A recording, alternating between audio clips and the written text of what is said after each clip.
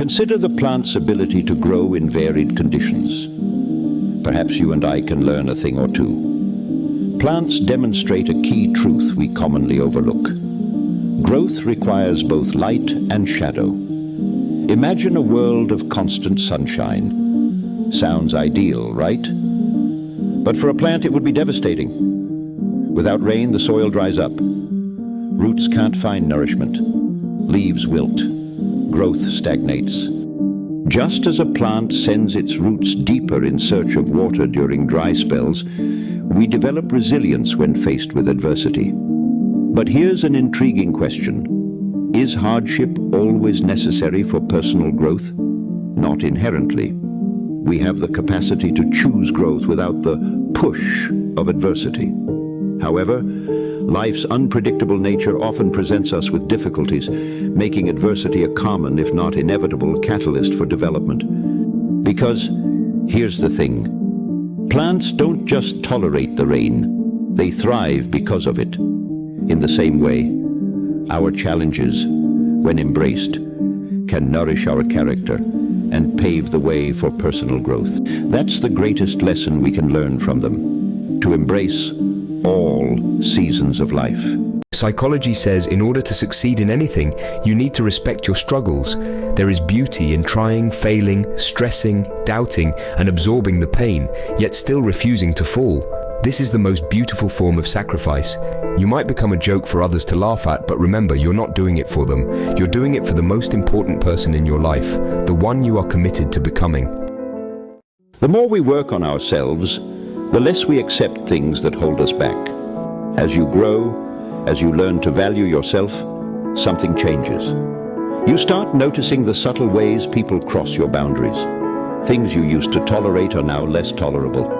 You start to realize you deserve better. Fitting in isn't even the point anymore. It's about belonging to yourself first. The problem is not with your patience, it's self-respect you're running into.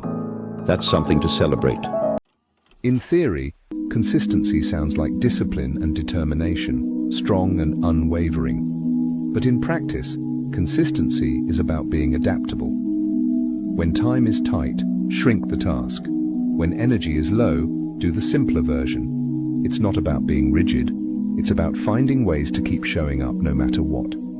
Your habits don't have to be fixed, they should evolve with your day. The key is not in doing the same thing over and over, but in never stopping, even when life gets in the way. Each step forward, no matter how small, keeps you on track. Adaptability isn't the opposite of consistency, it's the very heart of it. Consistency is the art of staying the course, no matter the obstacles. Pain travels through families until someone is ready to feel it. For many of us, our generational curse is avoidance.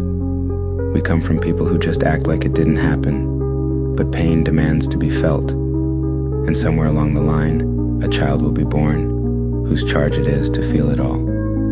These are your shamans, your priests and priestesses, your healers. You call them mental health patients and label their power as depression, anxiety, bipolar disorder, and the like. But these are the ones who are born with the gift of feeling. And as we all know, you can't heal the pain that you refuse to feel. Psychology recommend that when you overthink, turn your body off. Sit, breathe, journal, meditate.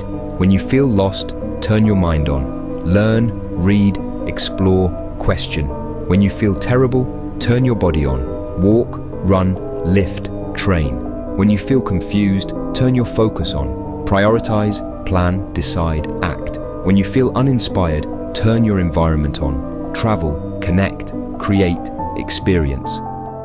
If you trust too much, you will be betrayed. If you love too much, you will be lost. If you think too much, you will be depressed. If you speak too much, you will lie.